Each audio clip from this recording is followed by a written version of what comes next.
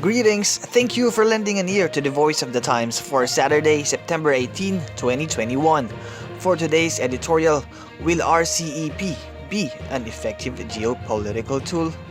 On Wednesday, we are honored to host China's ambassador to the Philippines, Wang Silian, the Federation of Filipino-Chinese Chambers of Commerce and Industry President Dr. Henry Lim Bonleong, and Philippine Chamber of Commerce and Industry Secretary General Ruben Pascua for a forum on the Regional Comprehensive Economic Partnership or RCEP. While the trade and economic benefits to the pact signed in November 2020 are clear, what is perhaps more intriguing is what impact the agreement could have on political relations through the region. The RCEP is a far-reaching trade agreement first proposed in 2012 and largely driven by the 10-member Association of Southeast Asian Nations or ASEAN countries. Besides ASEAN, the RCEP includes China, Japan, South Korea, Australia, and New Zealand, and once ratified by all the signatories will be the world's biggest trade agreement, accounting for about 30% of global gross domestic product or GDP.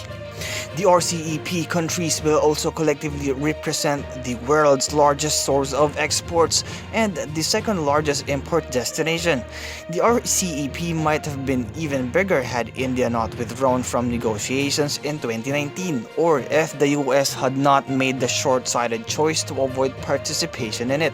As it is, the RCEP will likely be large enough to dictate the direction of world trade for years to come. Even though the negotiations for the RCEP took more than 7 years, as large-scale trade agreements go, its creation was a relatively smooth process. This was due in part to the basis for forming the pact, which was to gather all the existing free trade agreements (FTAs) among the various parties into one comprehensive agreement that covered everything, something which The Economist has described as tidying up exercise. However, the nature of the relationship among the ASEAN countries also played a big role.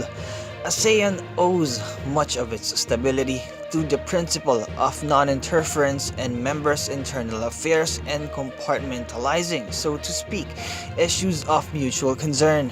That a character allowed a great many potentially thorny matters among the parties of the RCEP to be set aside and not muddy the context of the agreement. That means the RCEP could very well serve as a tool to help resolve many of those long-standing disputes, because assuming it will be ratified, and there is no reason to think that it would not be at this point, the RCEP members will be returning their attention to these matters in the context of a deeper level of cooperation. Some of the points of contention that the RCEP could indirectly help to resolve include the conflicting territorial claims in the South China Sea and East China Sea, disputes over the sharing of water resources in the Mekong River Basin, China's frustration with other countries, unwillingness to cooperate with its efforts to police its own citizens' gambling habits, and perhaps even the difficult situation in Myanmar. To be sure, none of these or any geopolitical dispute is addressed by the RCEP, nor does the voluminous agreement contain any provisions for linking political issues to trade. That, in fact, was the original reason for the US staying away from it. A majority of the other parties to the pact were unwilling to accede to American wishes to include conditions in which access to other benefits of the agreement would be tied to compliance with the specific labor or environmental standards.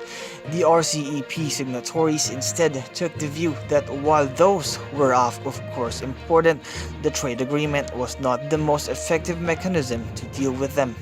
Be that as it may, in practice, it might be difficult and may not even be desirable to the countries involved to completely separate geopolitical matters from the trade relationship. After all, economic influence is the most irresistible kind of influence. The creation of the RCEP automatically created not only the biggest market for everyone who is a part of the agreement, but one in which competitive advantage are significantly reduced. Understanding this reality reality created by the RCEP could encourage countries to work harder to find resolutions to their various disagreements. If it does, then the RCEP will be even more valuable. And that's the editorial for Saturday, September 18, 2021. For more news and information, get a copy of the Manila Times on print, subscribe to its digital edition, or log on to www.manilatimes.net. Follow us on Facebook, Twitter, or Instagram and listen to the Voice of the Times.